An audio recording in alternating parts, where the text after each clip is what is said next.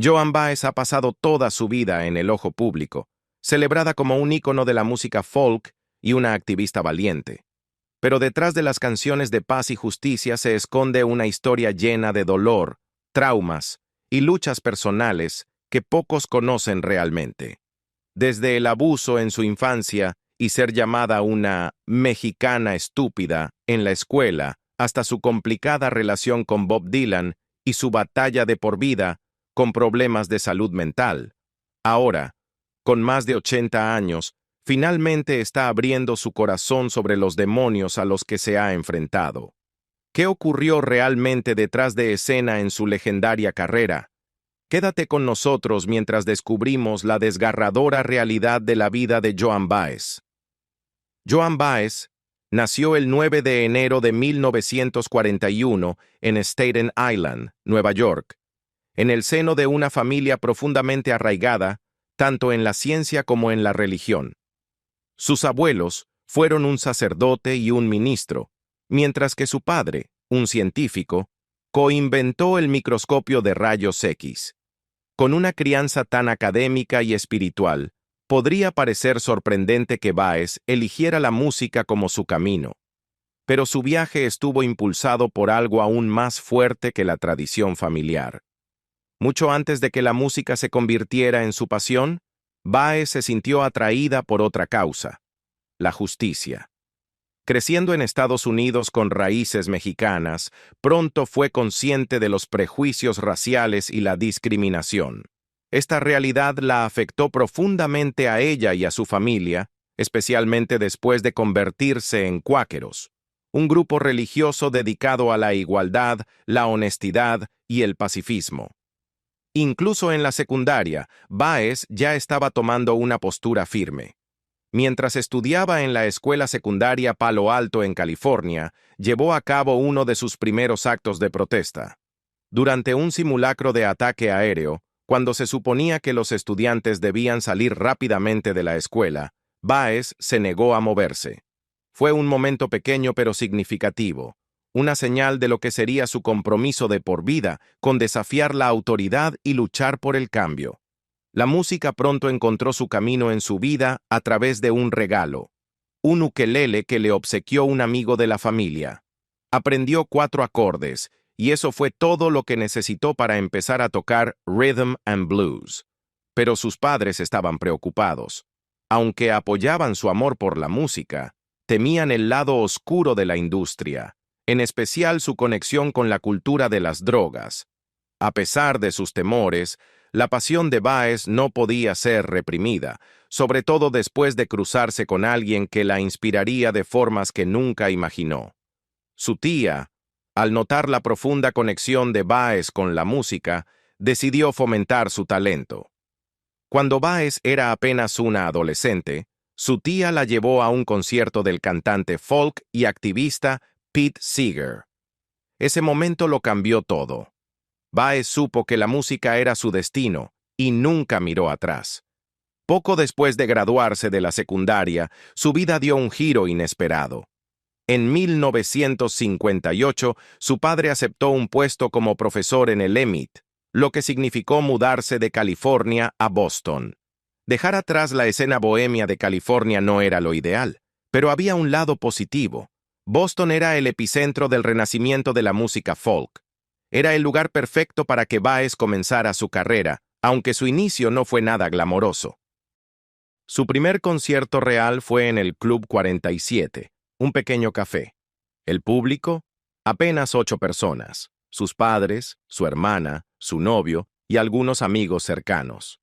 Por esa presentación ganó apenas $10, pero de alguna manera, ese comienzo modesto se convirtió en una presentación regular, tocando 2 veces por semana por $25 la noche. A pesar del arranque lento, estaba conectándose con las personas adecuadas. Se cruzó con leyendas del folk como Odetta y Bob Gibson, cantantes que, como ella, combinaban la música con el activismo. Gibson vio algo especial en Baez y la invitó a cantar con él en la primera edición del Newport Folk Festival en 1959. Era una gran oportunidad, y Baez no la desaprovechó. Cuando finalmente subió al escenario, El público quedó hipnotizado, no solo por su voz cautivadora, sino también por otra cosa. Baez cantó descalza, y la imagen de ella sin zapatos rápidamente se convirtió en un tema de conversación. Pronto, la apodaron la Madonna descalza. Pero aunque su imagen parecía angelical, Baez tenía un espíritu rebelde, y el mundo apenas comenzaba a darse cuenta.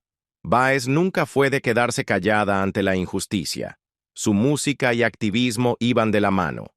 Al presentarse en universidades, se negó a tocar en cualquier recinto que segregara al público negro y blanco. Esto significó ajustar su gira por el sur de EEUU, donde solo actuó en universidades históricamente negras, en lugar de apoyar instituciones que promovían la discriminación racial. Su sentido de independencia también influyó en su elección de discográfica. En 1960, cuando llegó el momento de grabar su álbum debut, Baez tenía dos opciones: la poderosa Columbia Records o la mucho más pequeña Vanguard Records. Aunque Columbia tenía el dinero y la influencia, Baez creía que Vanguard le daría más libertad creativa, por lo que decidió apostar por el sello más modesto. Solo había un problema: Vanguard no tenía los recursos de una gran discográfica. En lugar de un estudio de alta gama, Baez grabó su primer álbum en el salón de baile del Manhattan Towers Hotel, un espacio que luego describió como poco más que una alfombra sucia y dos micrófonos. Y, como si eso no fuera lo suficientemente extraño, tuvieron que programar las sesiones de grabación en torno a las noches de bingo de los miércoles del hotel. Todo el proceso fue apresurado. Baez completó el álbum en solo 4 días, con algunas canciones grabadas en una sola toma. Con un equipo tan básico, nadie sabía qué esperar.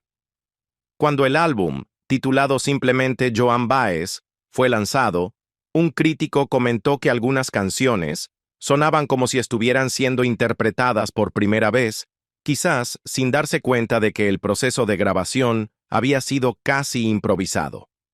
A pesar de su producción humilde, el álbum llamó la atención.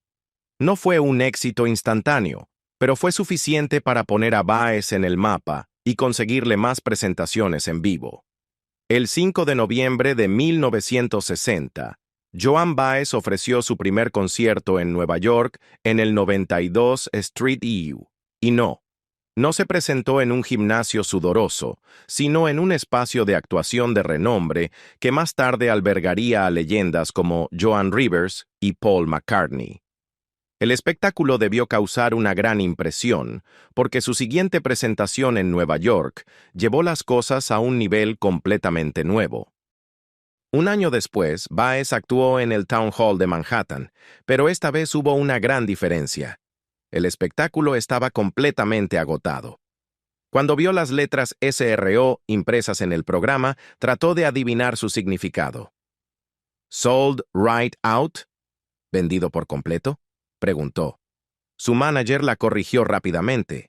Significaba standing room only, solo espacio para estar de pie. Sin importar cómo lo interpretara, Baez ya era oficialmente una estrella. Para ese momento, la prensa la llamaba la reina del folk, pero no era la única estrella en ascenso en la escena musical. Una noche, fue a Gert's Folk City, un pequeño club en Greenwich Village, para ver a un joven músico al que más tarde describió como un campesino urbano. Ese artista no era otro que Bob Dylan. Baez quedó completamente cautivada por la música de Dylan. La impactó tanto que apenas pudo contenerse. El único problema era su novio, a quien luego describió como muy celoso y que estaba justo a su lado. Y para hacer la situación aún más incómoda, Dylan no ignoró su presencia. Cuando terminó su presentación, Dylan caminó directamente hacia Baez. Resultó que ya sabía exactamente quién era, había estado escuchando su álbum en repetición y estaba más que emocionado de conocerla en persona. No tenía un gran discurso preparado ni líneas ensayadas. Simplemente la miró y dijo, hola». Ese simple saludo marcó el inicio de algo grande. estaba a punto de comenzar una relación, tanto musical como romántica. En ese momento, la estrella de Joan Baez brillaba aún más que la de Bob Dylan. Apenas un año después de conocerse, apareció en la portada de la revista Time. Con la intención de ayudar a Dylan a ganar más reconocimiento, comenzó a invitarlo al escenario durante sus conciertos. Pero sus fans, acostumbrados a su soprano clara y vibrante, no estaban precisamente encantados con la voz rasposa y poco refinada de Dylan. Aún así, había algo en él que fascinaba completamente a Baez. Lo que la atrajo fue su habilidad para escribir canciones. Dylan tenía una forma única de hacer que los temas de protesta sonaran frescos y modernos, y eso cambió por completo la perspectiva de Baez sobre la música folk. La inspiró a llevar su carrera en una nueva dirección. Pero esto no se trataba solo de admiración artística, algo mucho más profundo estaba ocurriendo entre ellos. En algún momento, su asociación creativa se volvió romántica. Ninguno de los dos ha sido claro sobre cuándo ocurrió exactamente. Baez admitió más tarde que ni siquiera podía recordar el año, y Dylan siempre ha sido igual de vago, pero si bien el inicio de su relación sigue siendo un misterio, la forma en que terminó está dolorosamente bien documentada. Para 1965, la carrera de Dylan había despegado y estaba a punto de embarcarse en una gira por el Reino Unido. Invitó a Baez a acompañarlo, pero luego hizo algo completamente inesperado. La dejó fuera. Después de todas las veces que ella lo había llevado al escenario en sus propios conciertos, él no le devolvió el favor. Baez quedó confundida y herida, luchando por entender por qué el hombre al que amaba de repente parecía estar alejándola. Ese año marcaría un punto de inflexión para Dylan. Justo antes de la gira, lanzó Bringing It All Back Home, un álbum que introdujo su controvertido sonido eléctrico. Tal vez estaba entrando en un nuevo capítulo, uno que no incluía a la reina del folk que lo había ayudado a alcanzar la fama. Más tarde, Dylan afirmaría que estaba abrumado por su repentina fama y que solo intentaba sobrellevarla. Fuera cual fuese la razón, su romance fugaz terminó de manera abrupta y desgarradora. Mientras Bob Dylan se concentraba en la fama, Joan Baez quedó tratando de recoger los pedazos de su corazón roto. Más tarde admitió que su relación había sido totalmente desmoralizante, y dijo que Dylan la había destrozado. En medio de la tormenta emocional, necesitaba algo, cualquier cosa, que la ayudara a seguir adelante. ¿Una forma de hacerlo? Alejarse un poco de la música folk, aunque solo fuera por un tiempo. Tal vez intentaba deshacerse de Dylan por completo, o tal vez solo quería un nuevo comienzo. De cualquier manera, Baez centró su atención en la música clásica y colaboró con el compositor Peter Schickele en 3 álbumes. Pero por mucho que intentara seguir adelante, Dylan seguía teniendo un poderoso efecto sobre ella. En 1968, Baez hizo algo inesperado. Viajó a Nashville y grabó Any Day Now, un álbum entero de versiones de canciones de Dylan. Eso por sí solo ya era suficiente para levantar sospechas, pero 1968 tenía aún más sorpresas reservadas. Ese mismo año, Baez grabó no 1, sino 2 álbumes en Memphis. Uno lleno de canciones de Dylan y otro dedicado a alguien nuevo, su esposo. Así es, Baez había seguido adelante y se había casado. Y la forma en que conoció a su futuro esposo parecía sacada de un cuento de hadas del mundo del folk. En 1967, Baez y su madre fueron arrestadas mientras protestaban en el centro de inducción de las Fuerzas Armadas en Oakland, California. Aunque hombres y mujeres estaban en partes separadas de la prisión, Baez logró cruzarse con el activista y escritor David Harris. Los dos conectaron de inmediato y, una vez liberados, continuaron su relación. Poco después, Baez se mudó con Harris, pero su vida en común estaba lejos de ser convencional. En lugar de instalarse en una casa o un apartamento acogedor, Joan Baez se mudó a la comuna de David Harris, ubicada en las colinas del condado de Santa Clara. La comuna tenía una misión: ayudar a los jóvenes a evitar ser reclutados para la guerra de Vietnam. No era exactamente el entorno más romántico, pero para Baez y Harris fue suficiente para llevarlos al altar. Solo se conocían desde hacía unos meses cuando decidieron casarse. Baez era una cantante de folk mundialmente famosa, y Harris, un apasionado periodista y activista. A pesar de sus diferencias, su boda fue un acontecimiento enorme. La revista Time incluso la llamó la boda del siglo. Parecía que Baez había encontrado a su pareja ideal, pero su felicidad estaba a punto de ponerse a prueba de una manera significativa. Después de la boda, se retiraron a las colinas y comenzaron otra comuna, adoptando un estilo de vida simple y autosuficiente. Pero su burbuja idealista no duró mucho. El ejército de los Estados Unidos llamó a su puerta, exigiendo que Harris se enlistara para luchar en Vietnam. La misma causa contra la que Baez y Harris habían estado protestando, ahora los había alcanzado directamente. Harris se negó a cumplir con la orden y, como resultado, fue enviado a prisión. Mientras él estaba encerrado, Baez continuó de gira y actuando, incluyendo una presentación inolvidable en Woodstock. Quienes madrugaron lo suficiente para verla cantar aquella mañana podrían haber notado algo diferente en ella. Estaba embarazada. El 2 de diciembre de 1969, Baez dio a luz a su hijo, Gabriel, sin Harris a su lado. Finalmente, él fue liberado el 15 de marzo de 1971, pero para entonces, su relación ya había comenzado a desmoronarse. El felices para siempre que habían imaginado nunca llegó a concretarse. Solo 3 meses después de que David Harris saliera de prisión, su matrimonio con Joan Baez llegó a su fin. Se separaron, pero se mantuvieron comprometidos a criar juntos a su hijo, Gabriel. Al reflexionar sobre su ruptura, Baez ofreció una explicación simple pero reveladora. Sentía que estaba hecha para vivir sola.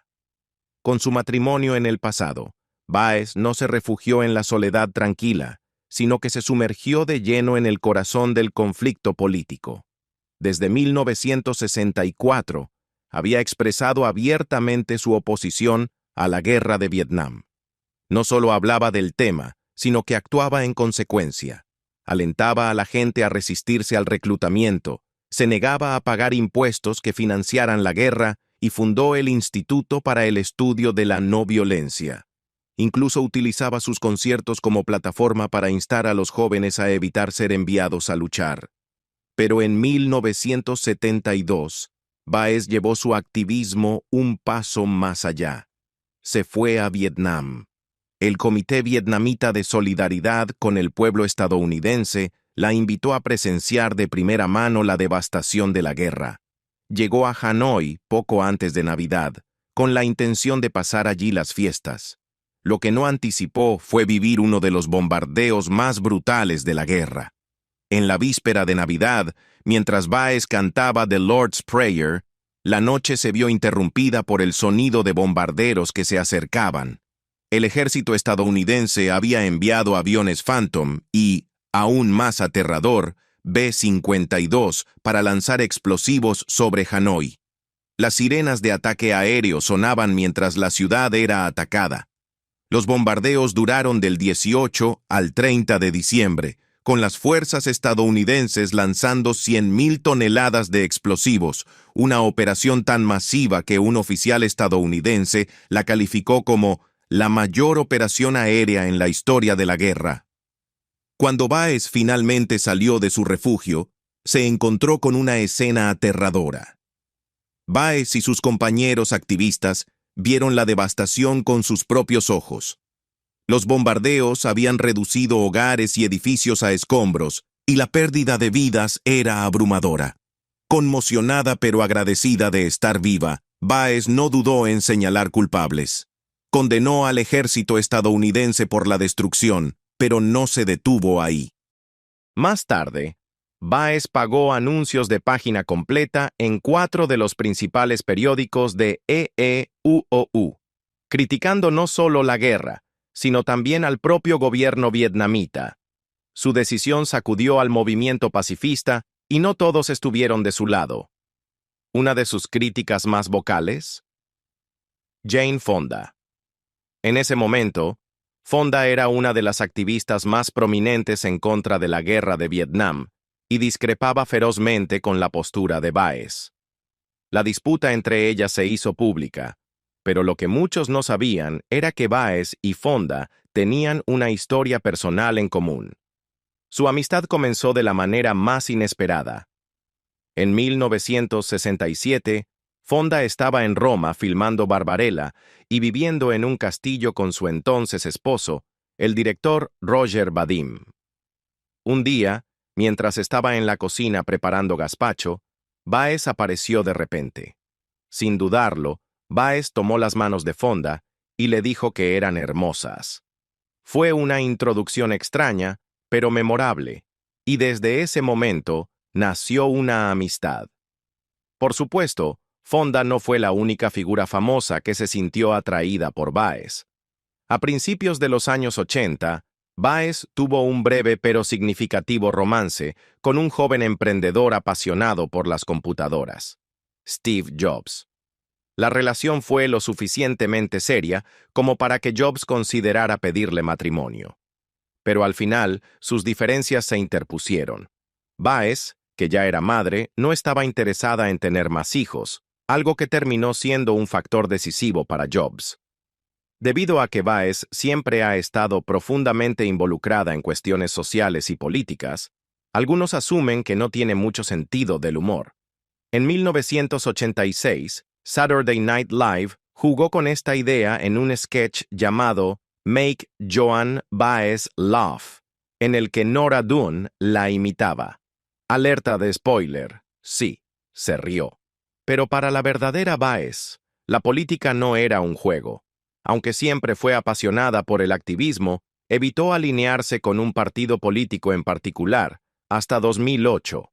Ese año, envió una carta al San Francisco Chronicle respaldando públicamente a Barack Obama, diciendo que le recordaba a Martin Luther King Jr. Años después, otro presidente la llevó a tomar una postura aún más firme.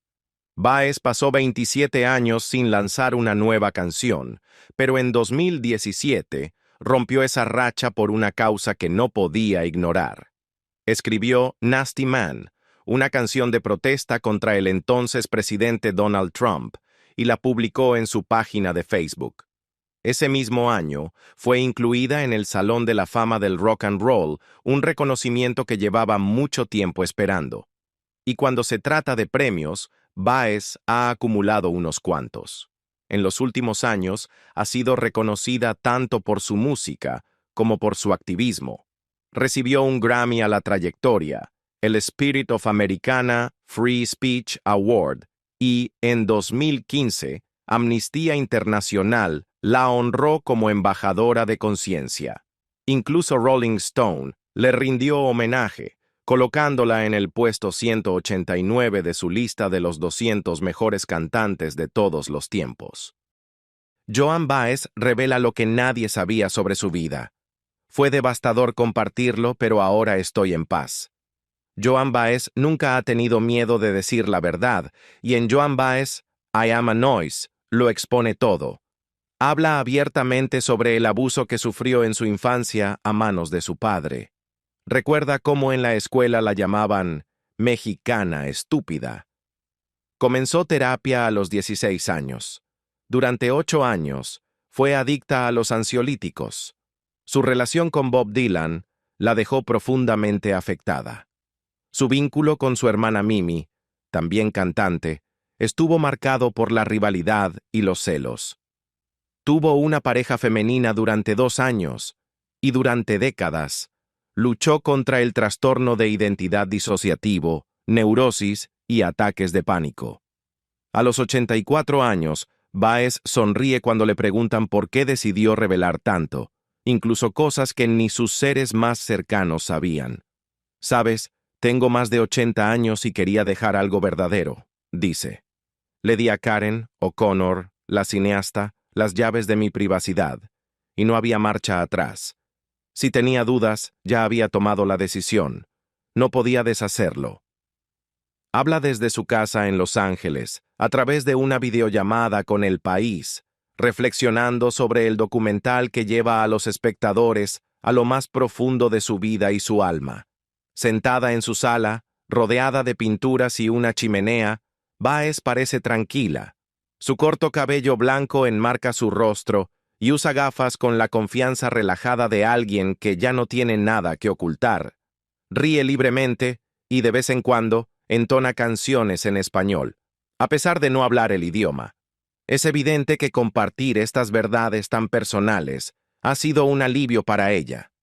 Cuando el documental estuvo terminado, lo vi unas 10 veces y no sentí nada.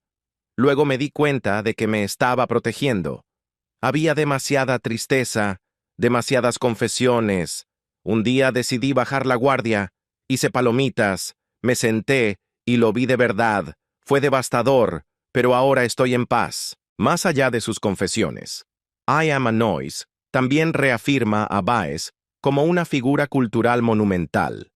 Con una carrera que abarca 6 décadas, se convirtió en la gran dama del folk social y en una voz icónica de la contracultura de los años 60. Fue la primera en reconocer el potencial de Bob Dylan. Sin ella, Blowing in the Wind quizá habría tardado más en llegar al mundo.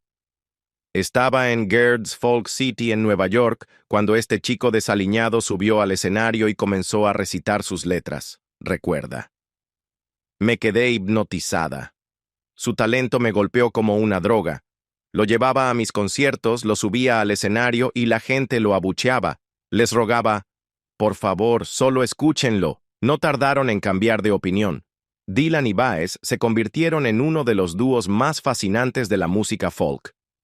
Él necesitaba una madre, alguien que lo bañara, que le cantara canciones, y yo necesitaba a alguien de quien cuidar, dice. Pero su relación se desmoronó cuando la fama de Dylan explotó. Cuando ella voló a Londres en 1965 para unirse a su gira, todo había cambiado.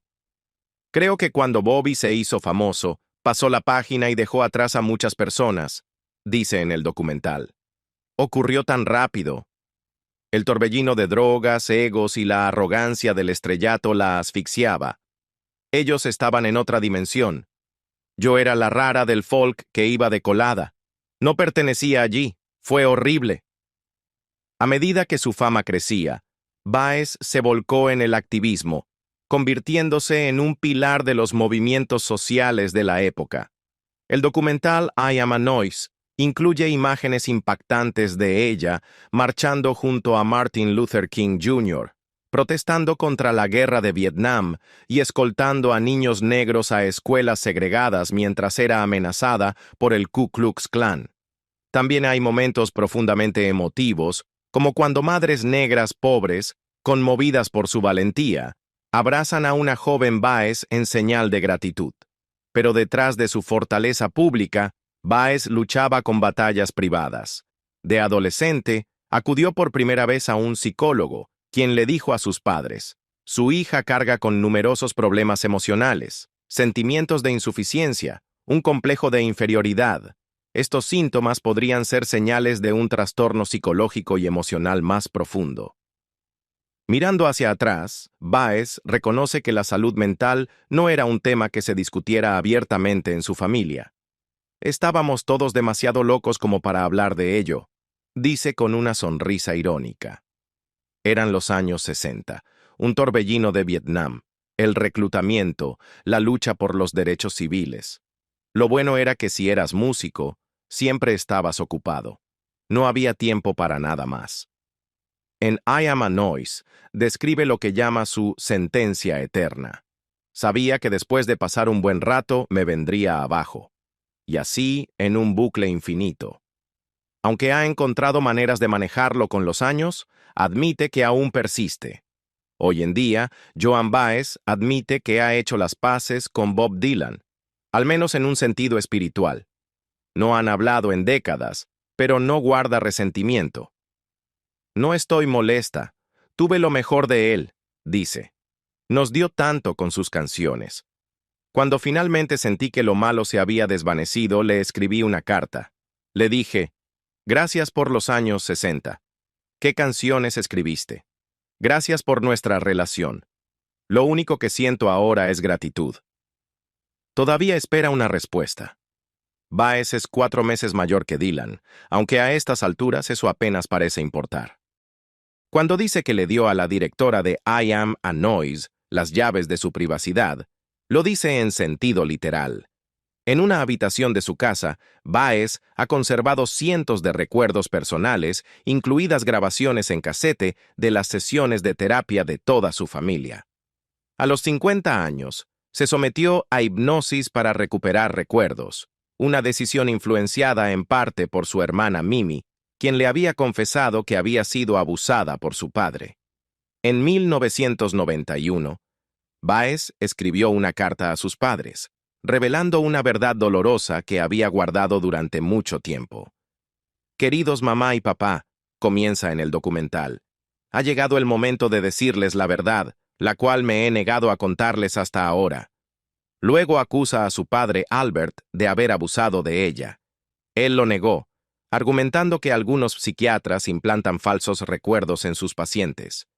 Se llama síndrome de falsa memoria, insistió. Baez reconoce la complejidad de la memoria, pero se mantiene firme en lo que cree. Nunca estás completamente seguro, pero así es el proceso de recuperación, dice en el filme. No puedes saber exactamente qué pasó. Pero tengo medio cerebro, y sé que ciertas cosas realmente sucedieron, otras a medias, y algunas podrían ser conjeturas. Pero incluso si solo el 20% fue real, fue suficiente para causar el daño que causó. Simplemente no tengo pruebas. Hoy en día, el rostro de Joan Baez irradia calidez. Ha encontrado la paz, incluso con su padre. Fue difícil y tomó tiempo, pero sí, lo perdoné, dice. Recuerda haberlo llevado a dar un paseo en su silla de ruedas cuando él tenía 90 años. Falleció en 2007, a los 94. No me gustan los musicales, pero a él sí. Así que recordé uno. Me levanté de mi silla y se lo canté. Le dije, esto es lo mejor que puedo hacer ahora mismo. Todavía guarda enmarcada una carta que él le escribió en sus últimos años. Dice, me levanta el ánimo verte.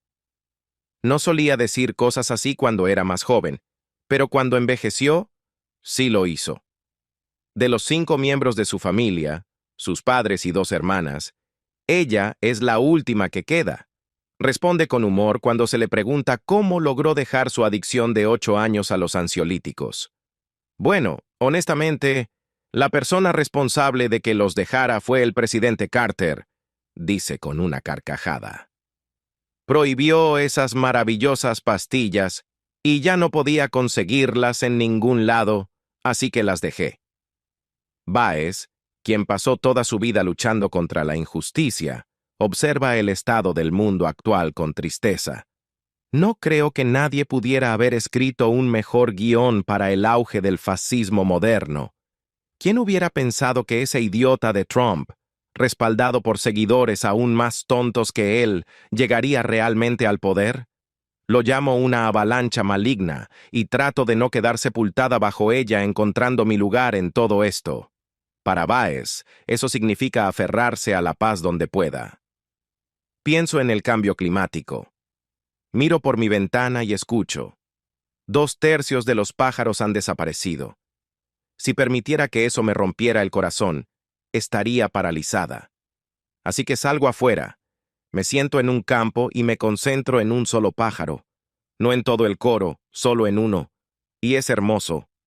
Su última gran gira fue en 2019, terminando en España con un concierto especial en el que su hijo, Gabriel Harris, ahora de 54 años, tocó la percusión. Gabriel nació durante su matrimonio con el activista David Harris, quien falleció en 2023. No extraño las giras, ya hice suficientes y son agotadoras, admite. Desde entonces, solo he subido al escenario para tocar 1 o 2 canciones, y con eso, basta. Hoy en día disfruta de un ritmo de vida tranquilo. Se despierta temprano, hace su cama, hace ejercicio, sigue estando en una forma impresionante. Medita y come huevos frescos de sus propias gallinas. También está trabajando en un libro de poesía que planea publicar pronto. Y baila. Le encanta dar largos paseos sola con su perro, con los auriculares puestos, escuchando a los Gypsy Kings. Cuando le da el impulso, baila. Y sigue bailando hasta que escucha a ese único pájaro cantar. Eso es todo por este video. Gracias por acompañarnos. Si te ha gustado y quieres ver más contenido, no olvides suscribirte a nuestro canal y activar la campanita para que te notifiquemos cuando salga el próximo video. Nos vemos la próxima.